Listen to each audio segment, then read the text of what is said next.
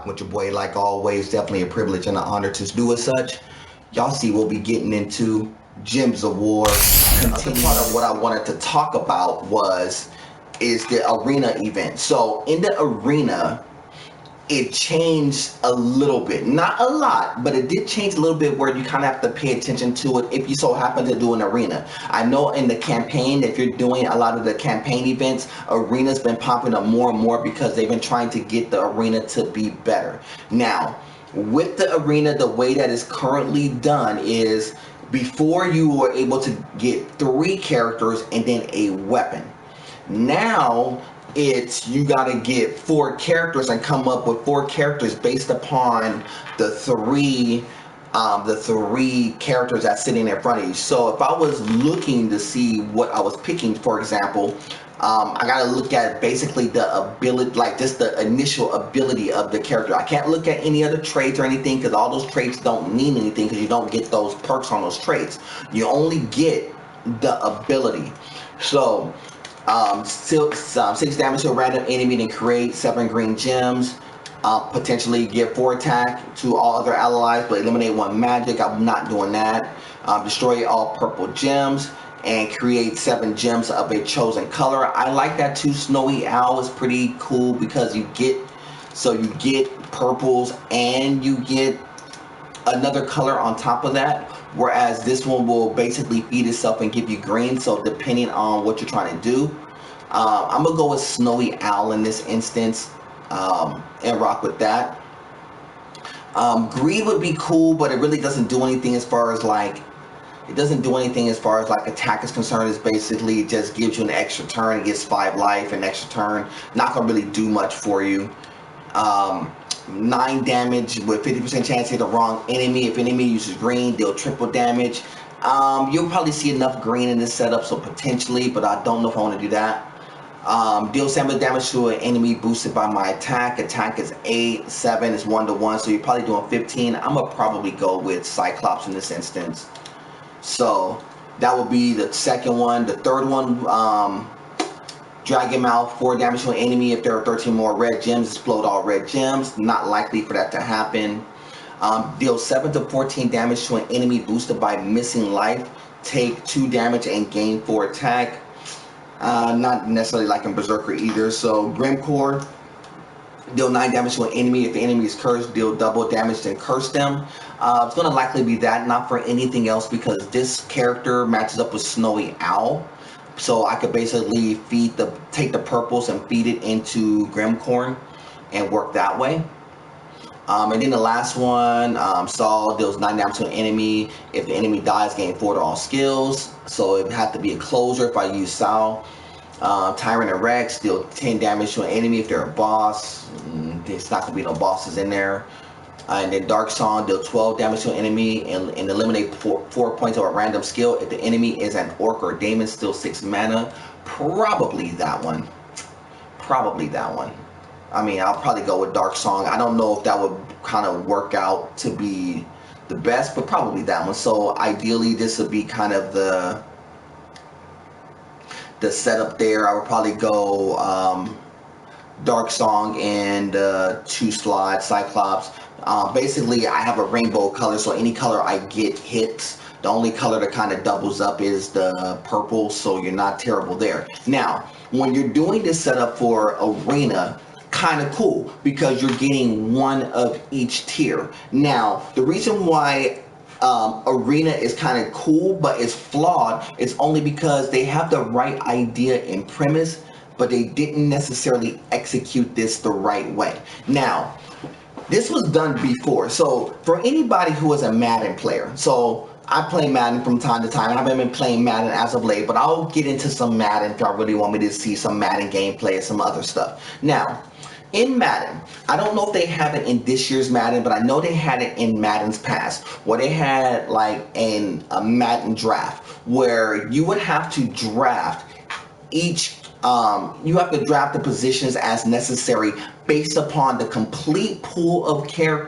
complete pool of players that's in that draft. And so you wouldn't be subjected to just getting just a particular tier of characters. The whole tier of everybody was in that draft, and then you had some upgraded superstar characters that were kind of dropped into the mix each draft.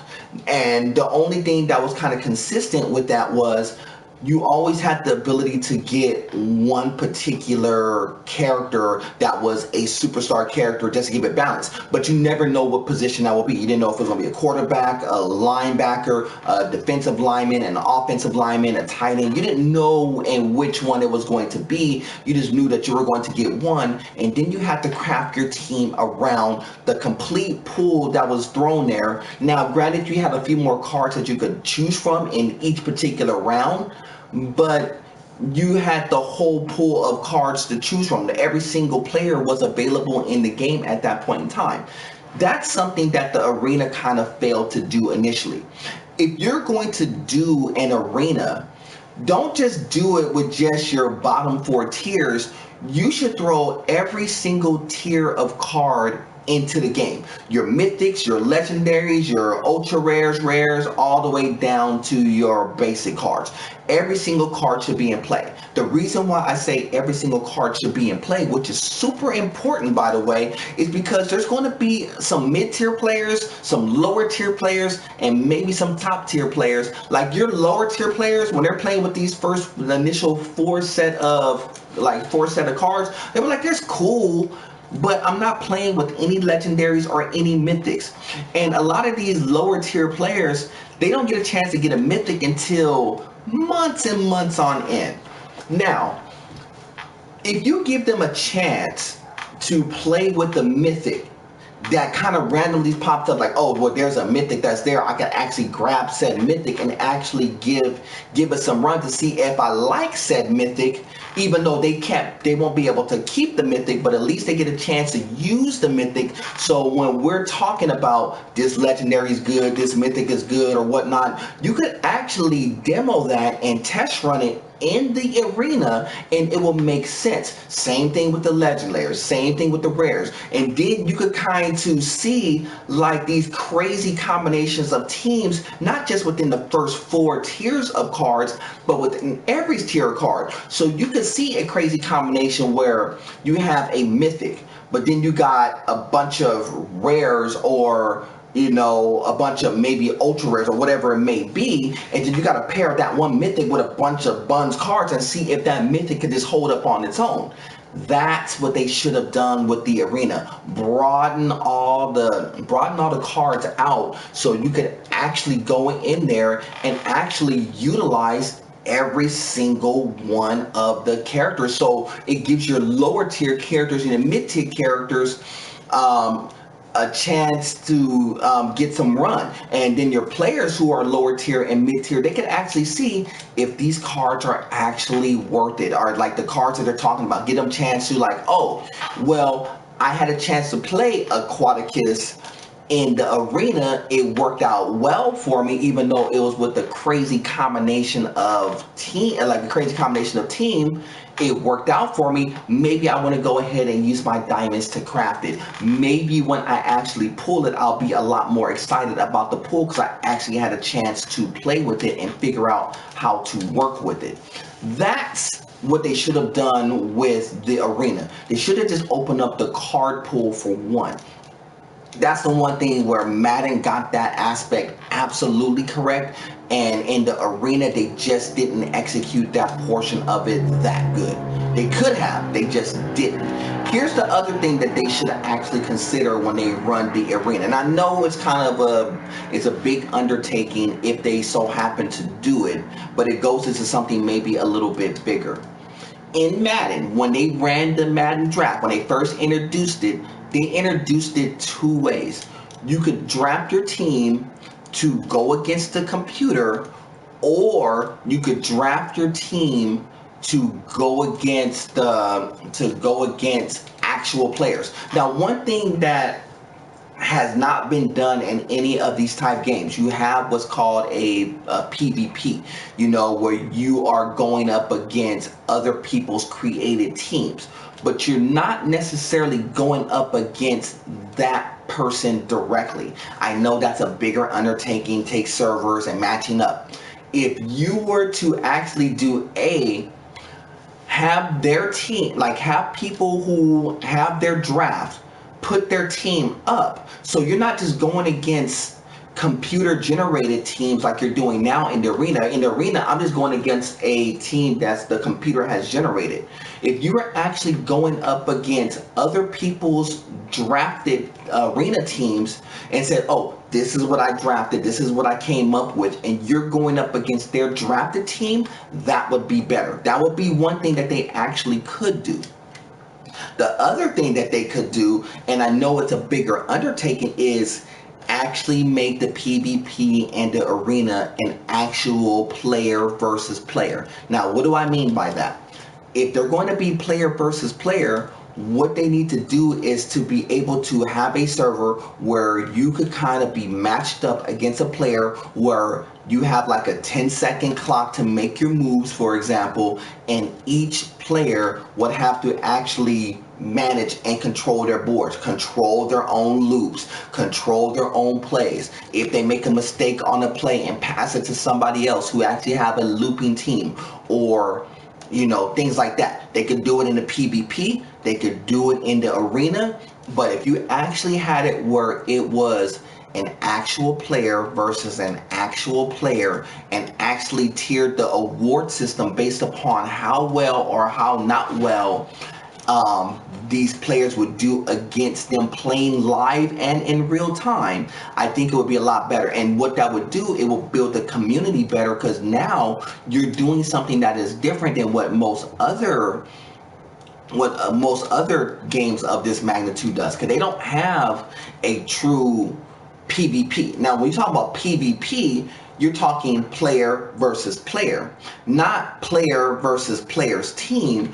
You should have a player who's playing on one side connected to a server playing against another player, where you could actually pair up, and then now you're matching which gems that you should, you know, which gem is this person moving. You got the, you know, the thought process of, if I move this particular gem, you know, will it set up for this particular action from another player, and having the player to actually respond and really think about the plays that they're making within a 10-second period, so they're not sitting there taking like hours on end to just play one match. You put a timer on how long it takes for them to play. You still keep the effects on there. If you match 4, you get an extra turn. You match 5, you get an extra turn, whatever. Keep all the abilities of the characters and stuff. That should work out just fine. But you should be able to go a true player versus player and actually implement that in the arena, and then you can have where you're in a guild, and there are your awards that's tiered for your individual effort, your guild efforts. All that should be matched up in a true PvP format, and then you could kind of strip the, well, I just kind of blew through and just truck through a lot of computer generated teams, and I am number one in the PvP because I trucked through a bunch of computer generation teams. Whereas if you actually went in and actually did a true PvP, and you're actually going up against actual players, you could truly see who came up with the best team, who actually made the best plays, you know, who had what I would call a suck out, who got beat because of an inconsistency in a game, whatever it may be. Then you could talk about the meta being better. That's what this game could likely evolve to. Now, most games, that's a big undertaking. That takes more servers, that takes matchmaking, that takes a lot of different things that most of these companies, I don't know if they can afford or do. But the first company who actually could do a match 3 kind of like this in RPG style format and do a true PvP, they will be the ones who will probably generate the most people. Now, if there is one out there, definitely let me know. I just haven't seen it yet. And I played a couple of these, you know. Marvel Puzzle Quest is something I played for a long period of time. I played Gems of War before returning back into Gems of War. But those are the things that I would definitely do. Especially, it will fix the arena for sure. Now, if you, that would fix the arena. Open up the card pool, fix up the arena, and actually play against other other player generated teams. Now, if you have player generated teams with other player generated teams, even if the computer's running it, that makes the arena a little bit better because you're not just going up against random like computer teams. You go up against other teams that was drafted by other people and then have them match up with each other. That's one. The other part of that would be is if you could actually get it to a point where you could actually play against players live, that would make it a lot better. And I don't know if we would ever get to that point, but if we could, that would definitely be a complete game changer, and that would ultimately get more people to buy in. And then when you're doing all these other stuff like campaigns and things like that, and wondering if the $10 is worth getting said mythic, in a PvP format, which is being played in a true PvP form where you're going up against player versus player, where having a mythic may make all the difference in the world. I would actually do something like that. That would be my concept, but I would definitely wanted to kick that concept out to you so y'all could actually see if it's something that is viable. Am I just being crazy in my thought process? It could be just me. Maybe I'm just wrong, and maybe it's something that y'all not looking to do, is like doing a true player versus player, or really diving heavy into the arena format where you could do a true draft and get every single card available, including mythics and legendaries and dooms or whatnot. Yeah, there could be like drafts that are like overkill versus others, but that's part of the beauty of it. That brings in more randomness into the game. That was one of the things about playing Madden that I really liked, because you still needed the skills to kind of win, but you could get lucky and get better players and give yourself a chance. And maybe you're going up against a player who may be a lot better than you, but maybe you have better players that could kind of balance that out and make it a better competition. That's something, the randomness of the game is something that you could definitely account for. And that's one of the things that when people create games, I know they don't think about that because that's a big undertaking. I know. Maybe it's crazy. Maybe it's not. Maybe it's something that Madden actually got right. But I don't know if even when Madden did it, it was so completely off the rails that even the Madden players, it took them a while to kind of roll with it. And a lot of people who play Madden actually played it. I just don't know if they still have it. I know that in Madden in particular, it's still like MUT and then everything else, because MUT is like the thing that competition is all based upon MUT and developing your team and all that stuff. And so MUT is just basically an advanced version of Arena, which you just pay a buttload of money into. But it doesn't have to be like that. Like the draft is just as good. Like for people who are a little bit more casual in their play, the draft was fun. I liked the draft. I liked the draft almost more so than MUT, to be honest with you, because I thought the draft had a lot more randomness to it. But even in a game like this, that randomness would be kind of fun too. But a lot of people don't like that. A lot of people like saying, well, I just want to have the best team and play with the best team all the time. But if you want to prove to see how good you are, play with the random team that you had to construct from a draft of cards. That in itself will be able to generate and create unique teams. So that's what I'm thinking. I'm not sure though. I'm not sure if you could be able to create teams like that where, a true PvP, a true arena, where, you could create teams based upon the complete pool. I personally think you could, but a lot of players don't really think like that. A lot of players really think that I just want to create my team,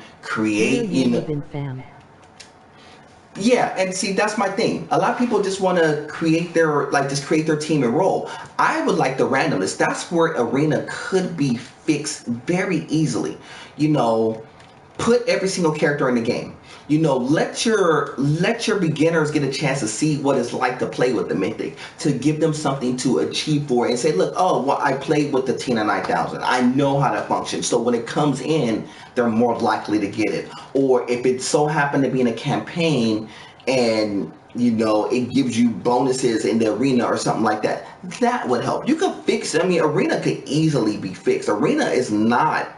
I mean, it's still terrible. I mean, I can say it's terrible. It's cool, but the one thing the arena could do, and I know that was their whole concept in trying to fix the arena, was to be able to create. I've made a bad play. To be able to create, you know, better teams, or be able to create creative teams within within random characters, to see if you could develop these characters together.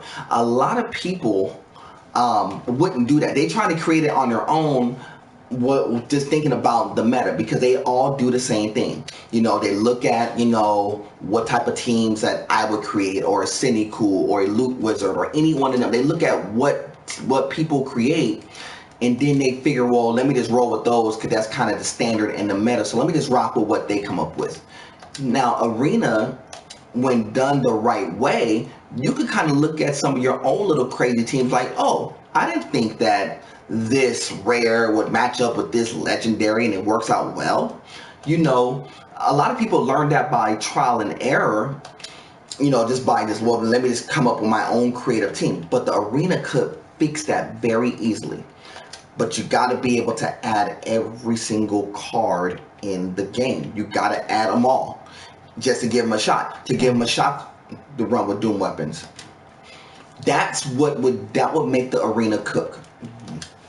That's just my personal take. Y'all could, I don't know if y'all cool with that take. That's just my take. I think that would fix it, and to be able to play against other teams. And believe me, if we could ever get to the point where it's an actual true PvP, a true player versus player, where I could go in and play against other people with their team, whether it's via arena or like a true PvP, I would be down for that too. Because then you would really see, you know. Hey man, what's up? Yeah, hey, what's going on now? But I would be cool with that. Y'all know who I am. I'm Mr. True Indeed, of course. Y'all know who I represent. It's Holy Circle Gaming. Shout out to Burning Legends too. Like always, it's God above everything. Till the next time, family, we'll do it again soon. Burning Legends 2. Salute. Indeed, salute.